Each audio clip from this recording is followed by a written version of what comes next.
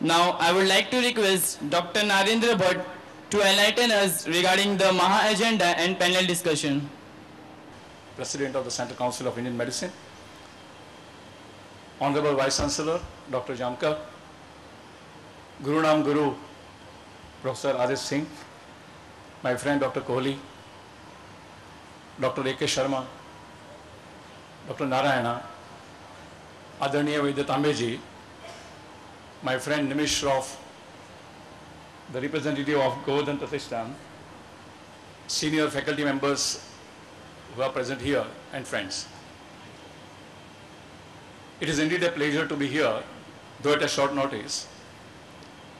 About 6 months back, I found Satish and Pallavi in front of me, and when I met them for the first time, I could see a spark, a different kind of spark, which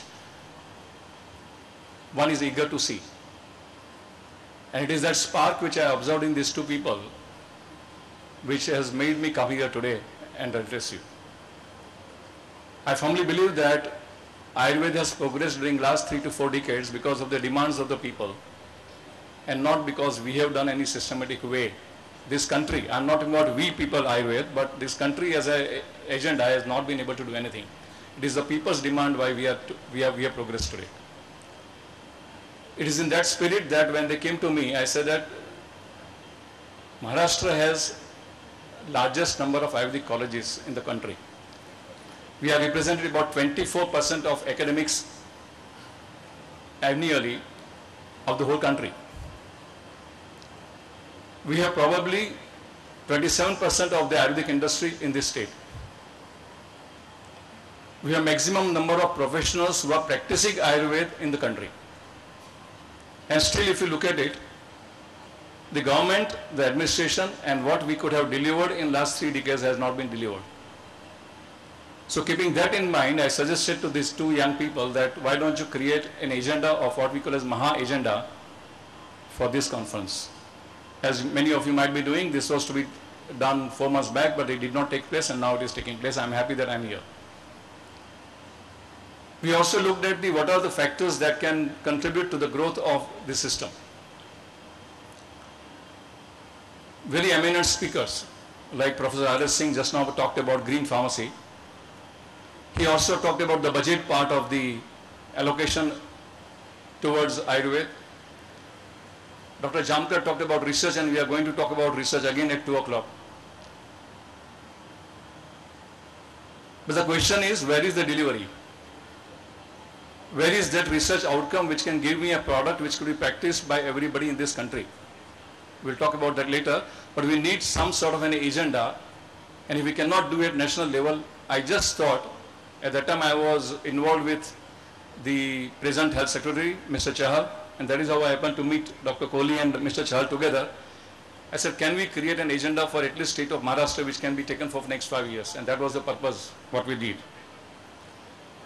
The titles that are being given to these sessions are very indicative of what was suggested.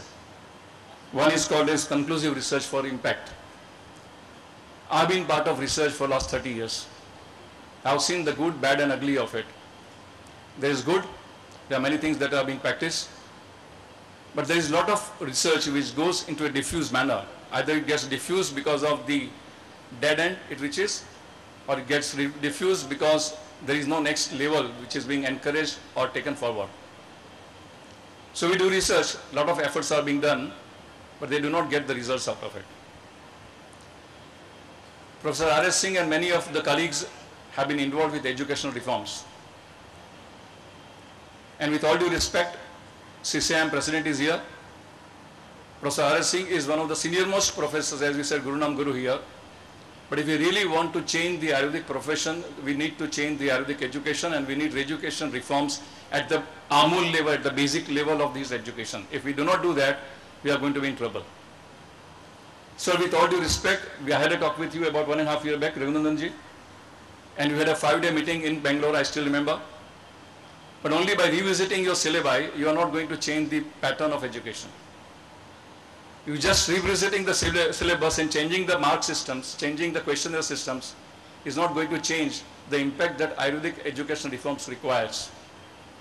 What you require is the basic change, and if you don't do that, believe me, people like me are going to encourage Pallavi and Satish to come forward and tell them what change they want. Because they know now, today's student, in very soon period, they will know what they want to change. If we do not provide challenges, we do not provide those changes, they will demand what changes what, and they have a solution in their hand already. That is what I am feeling it. Trust me, this is what is going to happen. Because they are exposed to latest information through information technology. They are the best connected community in the world today. You go to Facebook, today you are already Ayurvedic education, which I was learning in my classroom, is being taught in the Facebook, which Satish is a member, and many of you people sitting here are members already.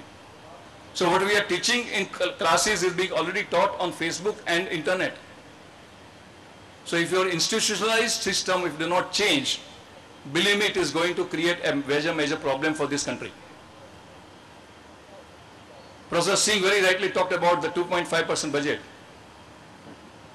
We have institutionalized. And Dr. Jamkar talked about medical pluralism. Medical pluralism is a part of India, and it is becoming popular in all over the parts of the country also. But medical pluralism with polarization is not going to provide solutions to the healthcare problems of this city or this state or this country.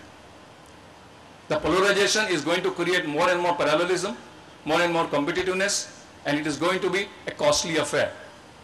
Ayurveda has become much more costly, as Dr. Tambe very rightly said. It is because of our own misdeeds. Ayurveda was considered as an economic alternative 30 years back.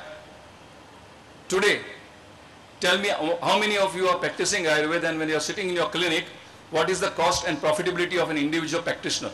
I'm part of it and I know what I'm doing.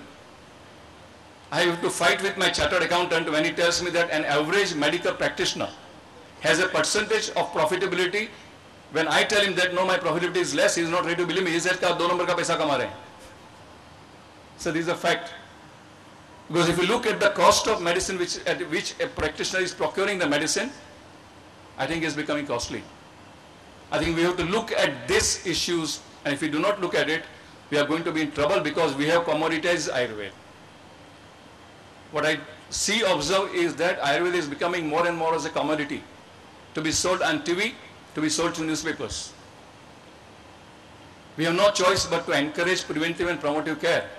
But let not lose the curative part of it also, because every patient who comes to you, 9 out of 10 who come to you, is because of the rejection of the allopathic medicine.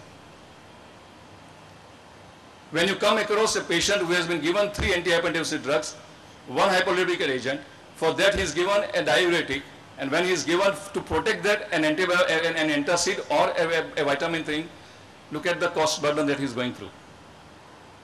And if this system has to really come up, I think we have to look at these basic issues. And this should be the agenda of discussion. Next one is about profession. We already talked about quality resource for effective practices.